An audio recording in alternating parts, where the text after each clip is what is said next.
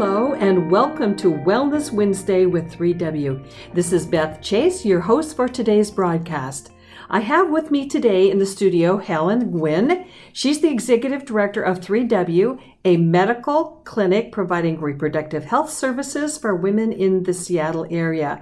So Helen, how are you today and what are you going to talk about? I'm doing great. Thank you so much for having me again. Today we're going to be talking about the UW Daily newspaper, specifically the sex edition that came out in February. That sounds interesting. Let's talk about it. Okay. I really wanted to specifically talk about this edition because it's the most read edition on campus. Everybody on campus looks forward to it because it can be very controversial. And sure enough, this year it did not disappoint, and I shouldn't even be shocked about it. But the sex edition this year was really, really shocking to me about how progressive and out there they are about talking about sex. Mm-hmm. What kind of, before we get into some of the details, what was the overall feel of it for you that was so disappointing? I felt like it really lacked an emphasis on the health side of sex and sexuality. I think it only focused on one particular piece of sex. And I think that the sex edition should encompass all parts of sexuality. It's not just the pleasurable parts that we should focus on. Mm-hmm. Was it the pleasurable parts also? But and I'm looking at it here as you're right, it is a little shocking, but nonetheless, it's looks like it has a lot to do from just like I said, me looking at it here, where it's the what you can do, yes, and the how you can do it, yes, and not so much why you would want to do it as far as the long-term effects. Is that right? Yes. And the edition really lacked a lot of medical focus on sex, which I think leaves out a really big chunk about sexuality. Here about 3W, our scope and our specialty is reproductive health. And I would have really liked to have seen some more medical input in this edition when concerning sex. Mm-hmm. Okay. And the medical input more specifically? More emphasis on the wellness of the whole body when it comes to sexuality. Well, yeah, I mean, that's just common sense. We're not just physical creatures, but we're emotional, mental, and even spiritual. Mm-hmm. For those who want to get into the spiritual side, some more so than others, but we do have the body, soul, mind, and I know that one of our biggest focuses has to do with the holistic approach. Yes. So this is something you probably bring up with patients when they come in to at least explore that side of their reproductive health.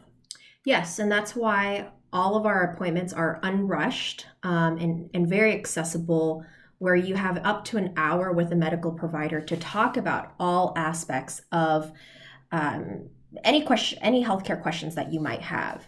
But this edition, just to give you listeners an idea of what I'm talking about, one of the headlines is, "Which candle does your vagina smell like?" I mean, that doesn't sound very medical to me. I mean, patients come in here, they have legitimate concerns about the smells of their vagina. Really? You have women coming in concerned about the smell of their vagina? Yeah. Okay. And those are real medical issues, and I don't see why they should make light of it in this edition. So you're coming at it looking at, well, if this is a medical concern, if there's a certain smell to the vagina that would be concerning and you need to go to see a doctor about, and you feel like they're not taking it as seriously as they should by talking about what candle does it smell like? Yeah, and making light of it. Okay. There's a very short paragraph in the whole article itself about reaching out to medical providers if there is a certain smell, but it's just not emphasized enough. And maybe this is their approach to lightening the issue. I just don't see how they need to compare it to a candle. It could be talked about in a very scientific, medically based way that I think would be very palatable to any reader out there. I don't see the purpose of making light of it or fun of it. Mm-hmm. So you feel like it's at all like even disrespectful at all to a woman by or demeaning? I think it's like crude. Crude, okay. Not very classy. Okay. All right. That I can see your point on that. Yeah. What else? What else about this sex edition bothers you or that you want to comment on? Yeah, 3W paid really good money to put a really large ad in this edition because we really wanted to get the word out there that we focus on sexuality, but we want to emphasize the healthy parts of your sexuality. So we're a safe place, a compassionate place, a non-judgmental place for you to come and get testing for STDs for both partners and get treatment for it if that's what you need. And our ad was one of the largest ads in the whole edition. And I thought that was really sad to see that we were the only ones that focused on being responsible when you're engaging in a sexual lifestyle, and that you should be tested and how that benefits the community as a whole. Mm-hmm. There wasn't anything else in the ad that I felt talked about you participating in this lifestyle and how it affects the community as a whole group of people. Mm-hmm. Okay. Yes, interesting. So the ad that 3W had in this newspaper, why did you feel like you wanted to put an ad in this particular edition? Yeah, so every year we participate at the UW Street Fair. And every year we have this really fun spin the wheel game with reproductive health questions on there. One of the questions that a lot of people land on is how many times should you be tested for STIs if you're sexually active? And 90% of the time, people get it wrong because they say things like once a year, every 6 months, I don't know. And it just really shocked us because people should be getting tested. And if they have something positive, they should be treated immediately. But they should be tested after every new sexual partner. Why is that? Because you're exposing yourself to new people. And how do you know if they're telling you the truth or not? As far as if they have had, how many partners they have had? Yeah, or if they've been tested. And what's the outcome of that test? Is it positive? Is it negative? I mean, it's not like people are bringing their test results to a first date or Yes. or a first meetup. So it should make you pause and think, okay, is this person telling me the truth? How can I really trust that this new person that I'm engaging in the sexual activities with? And what are the different risks that I'm exposing myself to if I'm going to move forward with this person? Mm-hmm. So I think just our experience at the street fairs, it kind of shocked us to know that people don't know that. Uh-huh. Well, what has been your experience? You were talking about the patients that you've been seeing at 3W here, which is just a couple blocks from the University of Washington. Mm-hmm. Have you been encountering women here who have been surprised when they come in for maybe some other well-woman care that might include an STI test? Have they been surprised that they ended up with a positive than a...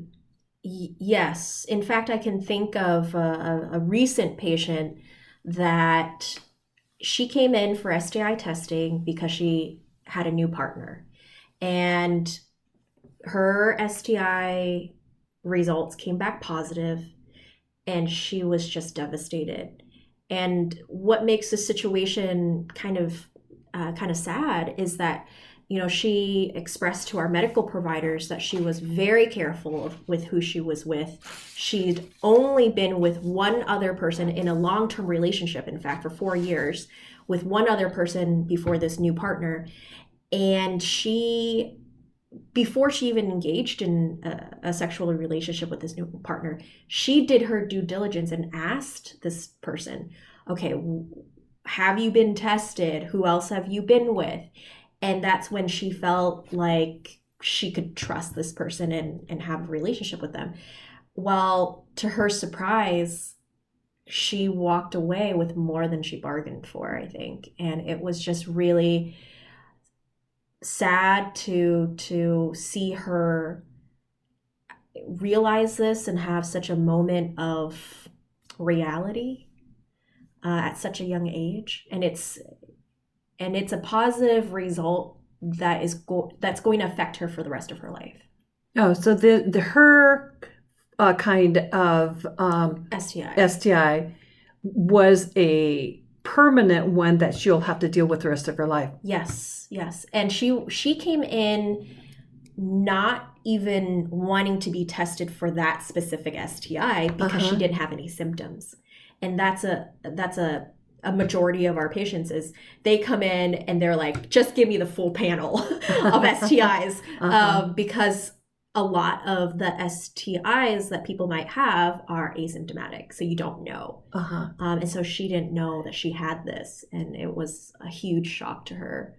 But it was a huge privilege and honor to be able to be there with her and be a safe place for her to discover this. And Dr. Rutherford was so kind and really showed her a lot of compassionate care and gave her the tools and the education that she needs to then know how to manage this for the rest of her life. Mm-hmm. Wow. So I can see from the kind of experiences that you're having here at 3W why you are so sensitive about the sex edition being a little flippant. Yes. With about things that can have such a permanent life experience and consequences to it. What else bothered you about the sex edition? There's a giant ad, other than 3W's ad, from Dream Girls, which is a strip club down in Pike Place, encouraging students to either come and enjoy their shows or become a worker at this company. And I'm just like blown away that a school newspaper would allow a company to promote that type of lifestyle. It just is really shocking to me. Well, it sounds like it's kind of verging on the sex trafficking issue. It is. And we see quite a few patients that come through here that are in the sex trade. Yeah. Mm-hmm. And trust me, the ad does not show that part of the trade, unfortunately. Mm-hmm. Interesting. Okay. Well, why did 3W, I know they put that large ad in the newspaper, and I know that you did it because you felt like you wanted to make sure that there was this other side of saying to women, you are special. You only have one body. Make sure that you take care of that body, because you're hearing out there so much pressure to go ahead, and it's just sex. It's just, hey, it's no big deal. Have sex with whoever you want as often as you want. And yet your experience here at 3W is that it can be, it has some sad consequences to it. Yes. And there's nothing in the edition that talks about other options, such as, what if I don't want to engage in these sexual acts? How does that empower me? What other ways can I be healthy in my reproductive health that doesn't engage in these, I feel like these peer pressured topics and suggestions. There's nothing in there that addresses that. Mm-hmm. So it leaves out a demographic of people and isolates them and make them feel weird. And I don't think that's very inclusive. Mm-hmm. Gosh, at such a time, that we're dealing with this now, at such a time in the history of our country where we tell women, you're strong, you're capable of making your own decisions, you have everything to be great, and yet what we could be encountering is some manipulation by another culture out there that isn't giving the whole truth, or at least, Right. And really, how can a woman make an informed choice or really make the best choice for her if she isn't taught to think critically and to be able to look at what are the consequences of these choices that we make? You and I were talking a while ago, Helen, about that Friends Episode. The Friends episode, where she got pregnant. Yeah, Rachel got pregnant, and she was telling Ross about it. Tell me a little bit more about that. It was just such an example of what we're talking about here. Yeah, I actually just watched that episode again on YouTube. And it was when Rachel was telling Ross that she's pregnant, and he's like, how can that be? We used protection. And she said, well, it's not bulletproof. It's only 97% effective or something like that. And he was like, they should really put that on the box. And he went and he grabbed the box and it said it right there. And he's like, they should really put it in larger print. And I just chuckled because these are two grown adults and they didn't know. And that's such a shame that something like that should be in the sex edition for young adults that are on campus engaging in a sexual lifestyle, and they don't have all the tools. Mm-hmm. Who's talking to them about it? Mm-hmm. I feel like 3W is really trying to put ourselves out there and say, here, we're a safe resource to talk about this. Come on in, talk to a medical provider. What do you have to lose? Mm-hmm. It's an hour free of medical advice or any reproductive health questions that you have. It's accessible to you. So what do you have to lose? Mm-hmm. And 3W does not make any money from the choices that they make. Yeah. And we have kept that core value at the front of what we do so that you can trust us and trust our medical team to be honest with you. Mm-hmm. Our goal is to educate, inform, and let the woman make the decision that's best for her, but at least get both sides of the story. Right. Yeah. Well, it's time to close this podcast. Thank you, Helen, for sharing your concerns about the sex edition of the UW's daily newspaper. It was very informative. And I think, you and I both agree that women really deserve to know the whole truth about the risks and the benefits of sexual activity so that they can make a choice and really avoid what could be forever consequences of just having sex, which I think is a terrible one-liner right now. We know that women are complex beings that need to care for their emotional, mental, spiritual, and physical well-being. So Helen, what will you be talking about next time? I think the next topic I want to tackle is how to avoid being manipulated regarding your reproductive health during COVID-19. Woohoo! Okay. That's going to be a great topic. Fits very much within 3W's core values. Educate, inform, respect. Okay, so if you want to find out more about 3W, you can do this by going to their website at 3wmedical.org. That's the number 3, the letter W, medical.org. And and while you're there, you can just click on the Wellness Wednesday tab on the menu at the top of the home page. And this will open up to another page where you can sign up for our monthly Wellness Wednesday e-blast. Now, there's even a form on that same page where you can fill out and just ask Dr. Sue a question or a topic you want to have her comment on. So until next time, stay healthy and be well.